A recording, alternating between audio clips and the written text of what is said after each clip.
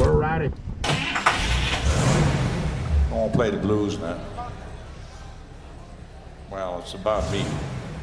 It's always about me anyway, and that's what blues singers are all about. They're all about me.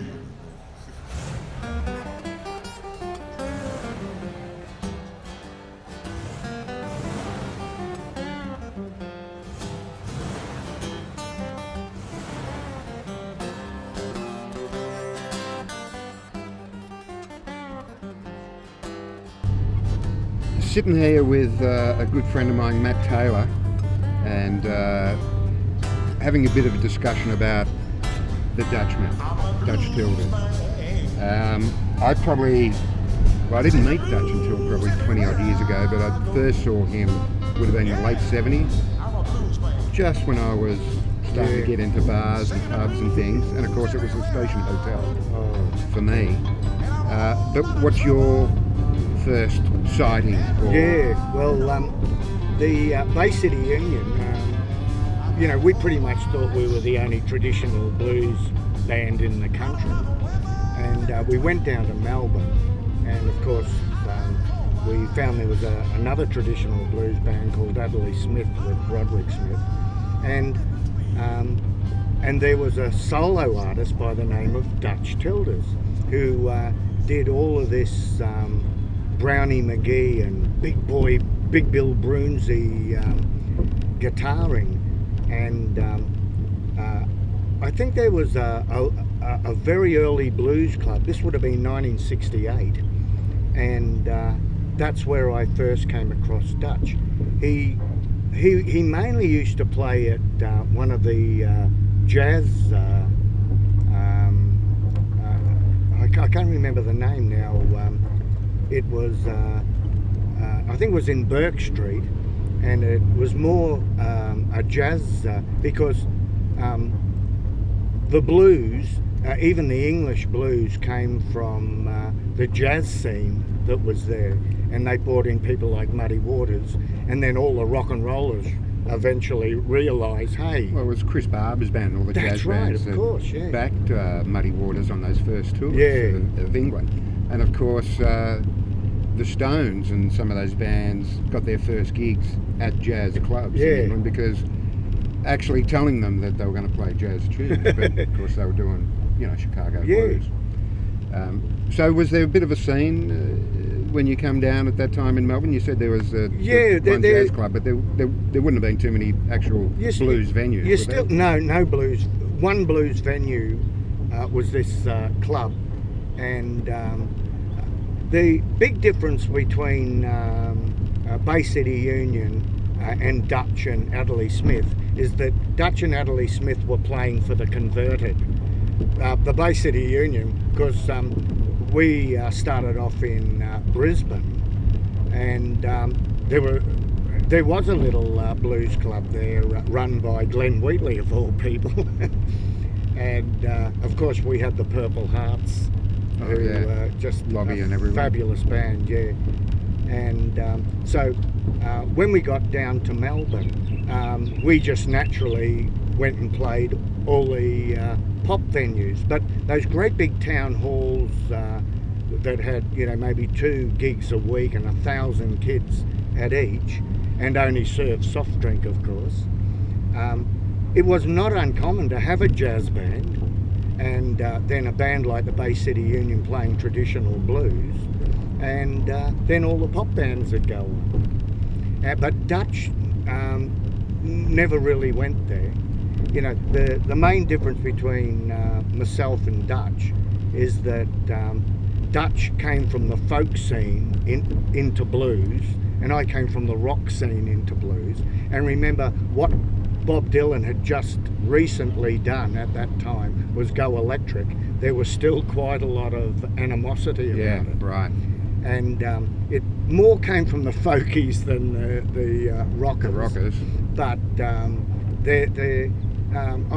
between me and the beautiful Dutchman, I always called it sandpaper. There was always just a little bit of sandpaper. A little bit of rough. Yeah, and especially in the early days, where he was just playing solo.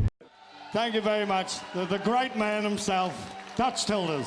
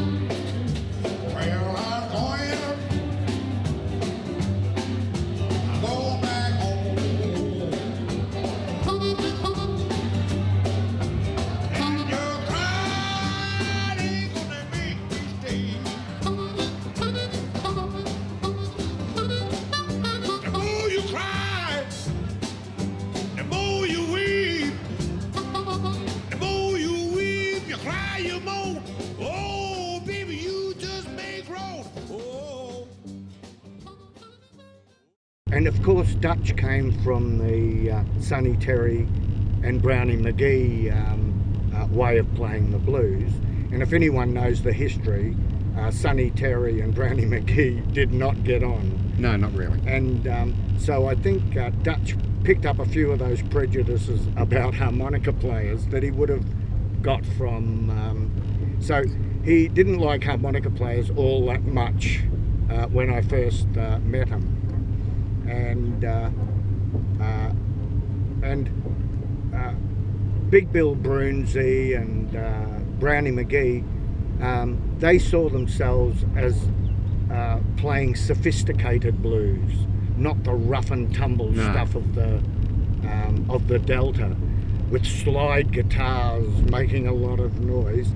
And coming from the rock and roll scene into blues, we went through Muddy Waters Electric Band and went through Elmore James Electric Bands, and you know, they're playing slide guitars and they're playing loud music, and so it took many years for those two to merge.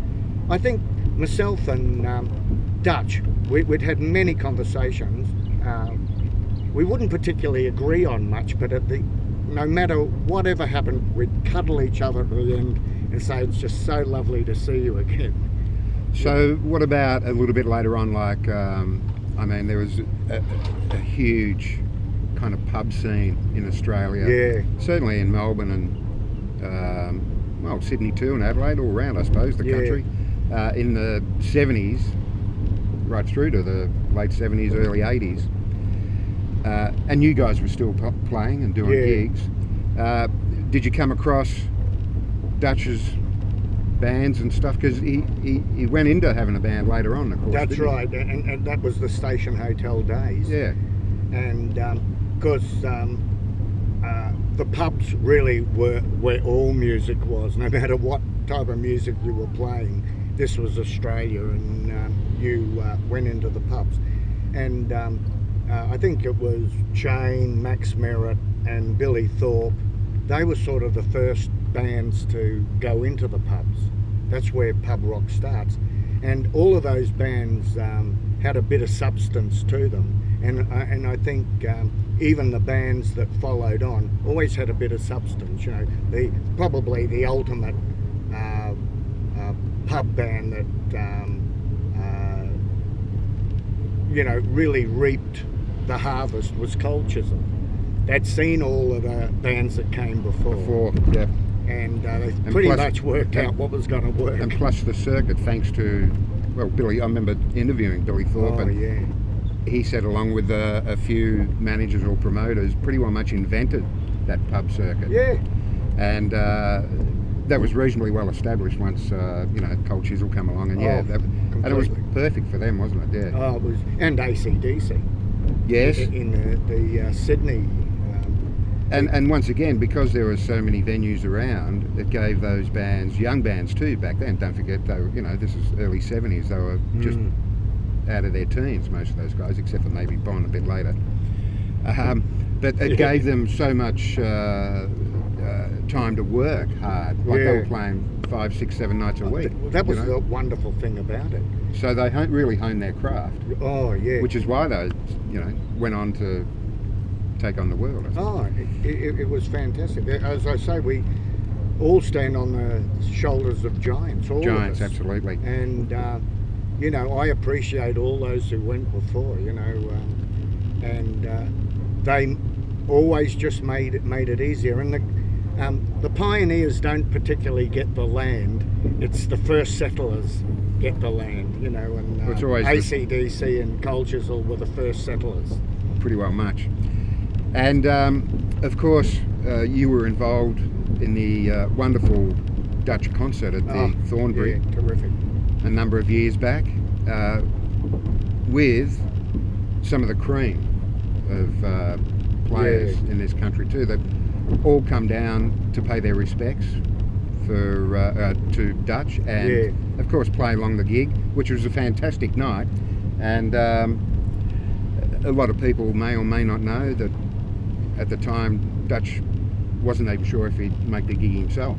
Yeah, he was so brave, really. Yeah. It was fantastic in taking that on. And he did a great job on the night, as everyone else terrific. did. Yeah. And right there at the end, he went off stage, and me and everyone else wanted to hear some more. There was no doubt about that. But I went off and said, "How are you, Dutch?" And he was gone. Yeah. He was exhausted, and I just knew right there and then he had given every drop of it, just like every performance he ever did. Yeah. He gave every drop of energy to that audience, and you could not, in all honesty, ask him to do any more. He had just done a wonderful show, and what a lovely way to finish off, just that red chair. Yeah. All by itself, and all those memories that so many people had of the great Dutch Tilders. Keep the faith! Thank you all very much! Thank you!